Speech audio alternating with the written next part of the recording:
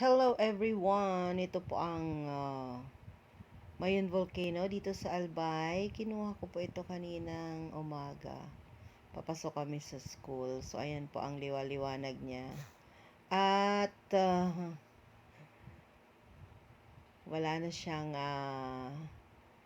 bahid ng eruption. Maaliwalas kasi ano na ngayon mainit, sobrang mainit ang panahon. So, kitang-kita naman ang kanyang kagandahan. Hindi talaga nagbabago ang Mayon kahit ano ang mangyari. Sa dami ng mga eruption na dumaan, hindi pa rin nagbago ang kanyang shape. Yan po, perfect cone pa din.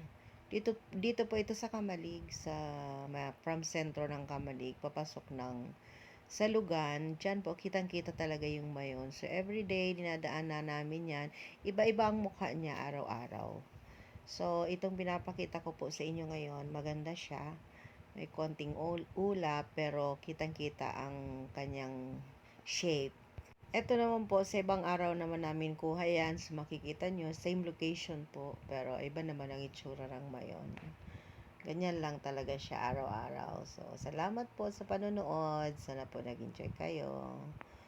Salamat. Good morning. Thank you po. Bye. Hope you enjoyed watching. Please subscribe. Thank you.